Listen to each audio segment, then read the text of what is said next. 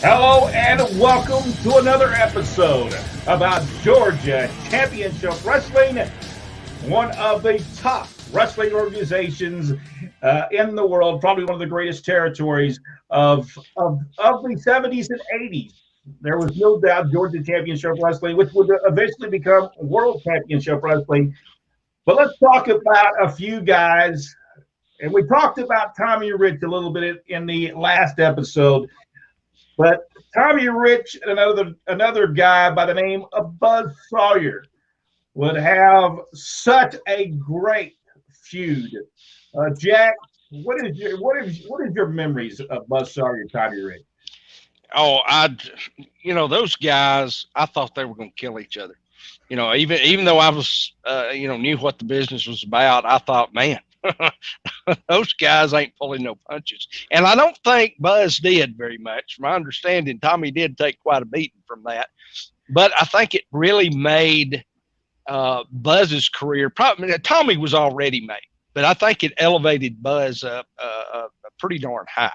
And, for people who never watched Tommy Rich, if you can envision during this time period, a Hulk Hogan or a Stone Cold Steve Austin or a Rock, that was what Tommy Rich was in Georgia. I mean, he was phenomenal.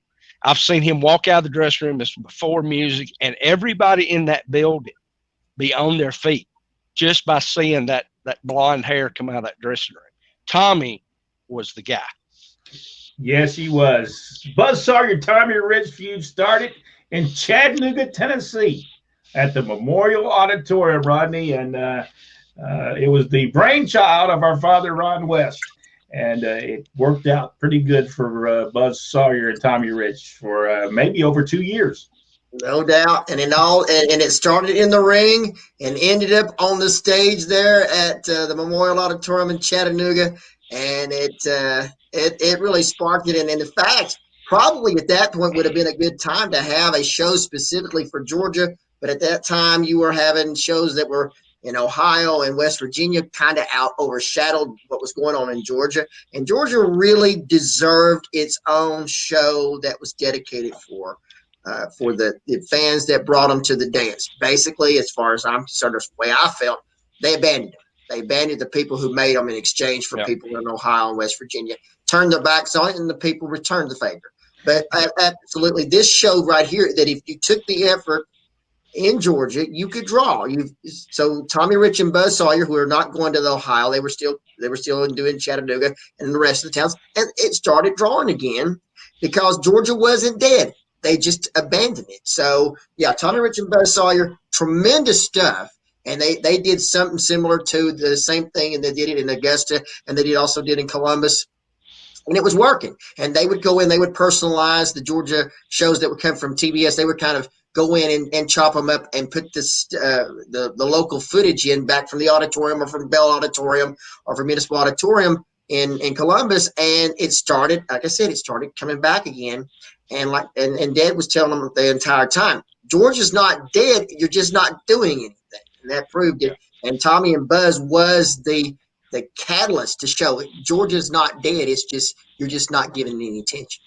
It was also, not only did they fight on the stage, but they went outside in the parking lot and fought to the stage. It was such a great fight that the police officers believed it was real. And that was the thing. They said, do we need, because these guys are killing each other, do we need to? And it's something that had not been done in Chattanooga in years. We're talking years since that had been done. Did you ever see any matches live, Jack, of Tommy Rich Buzz Sawyer? I don't believe I did.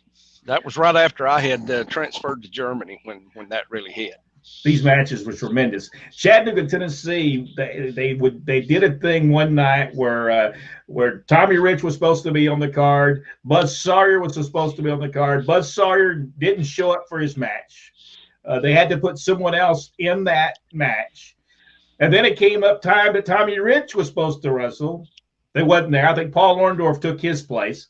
And during the match, here comes Buzz Sawyer in the ring, all tore up, bloody. He comes from the other side of the building and comes into the ring, staggers by, and kind of waves that I believe it could have been Ivan Koloff. I'm not.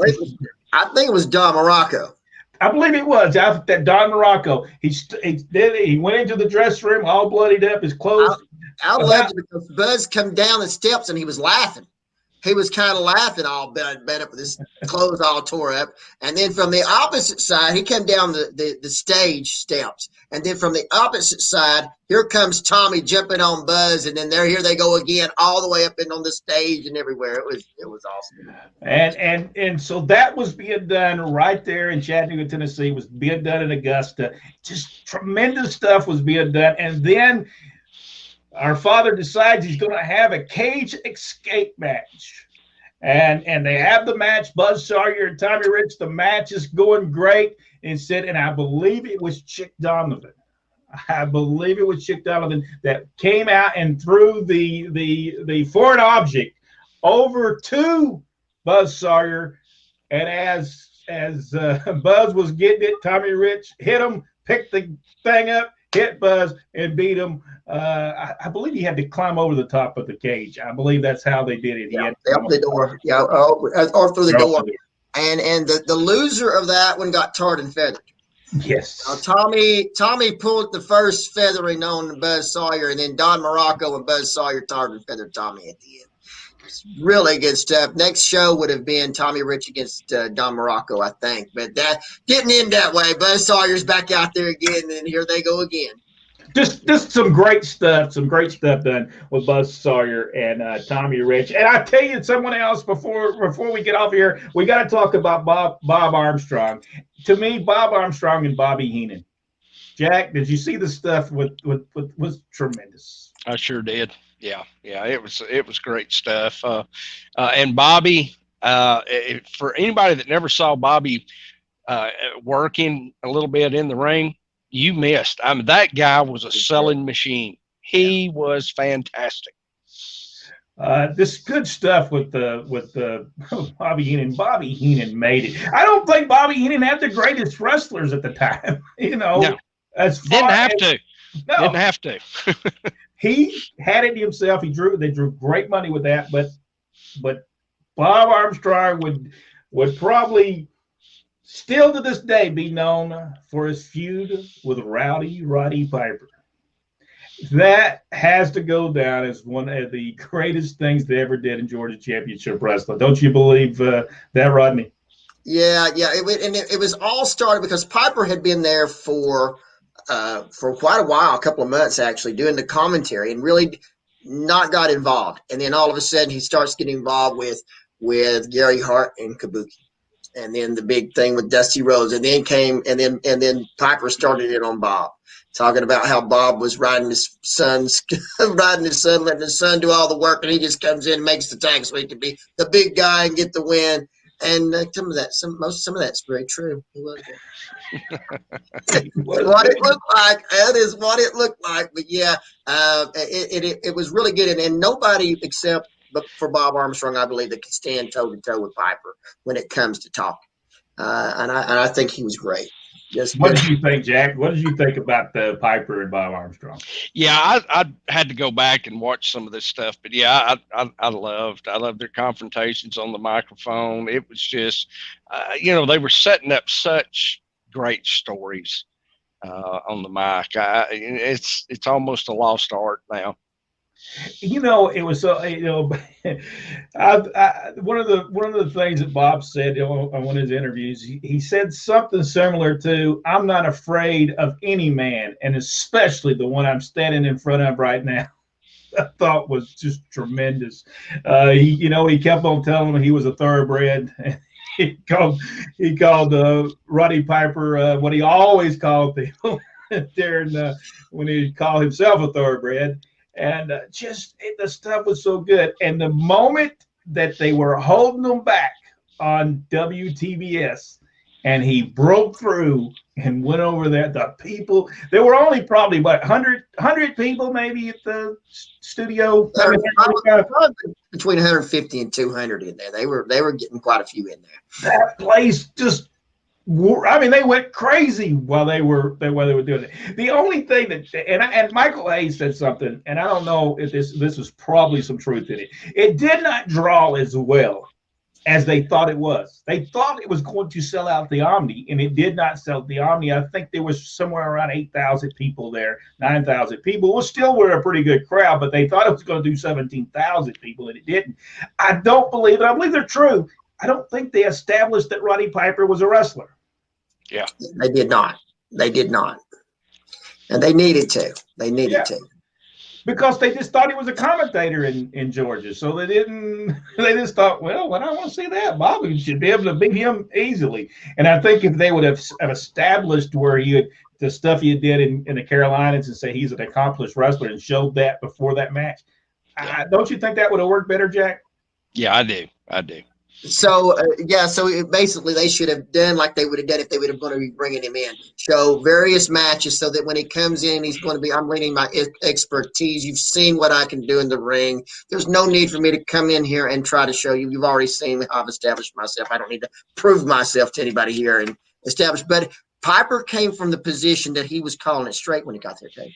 Yeah. There was no in between. I mean, there wasn't biased. Not till later.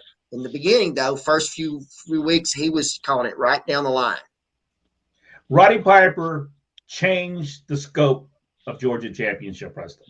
Yeah. I believe he took it from here to way, way up. I think that's how good Roddy Piper was as the color commentator for Georgia Championship Wrestling. The thing about it is that at that point, everybody copied that. Everybody copied it. And later on, Vince McMahon had done the exact same thing. He had Piper doing it. He had Bobby Heenan doing it. He had Jesse Ventura doing the same thing. And it all started on Georgia Championship Wrestling, which set the standard for a lot of wrestling companies, set the pace. And they were basically, in the beginning, they were the first show on cable and first nationally seen show. And so they did set the standard for a lot of all the territories at the time. Well, we hope you enjoyed this episode. If you enjoyed it, give us the big thumbs up and subscribe to the channel and go one step further and hit that notification bell. And we will be doing other Georgia Championship Wrestling episodes. So stay tuned right here on Pro Wrestling Inside Out. Thank you, Jack, and thank you, Rodney. And we'll see you on the next episode on Georgia Championship Wrestling.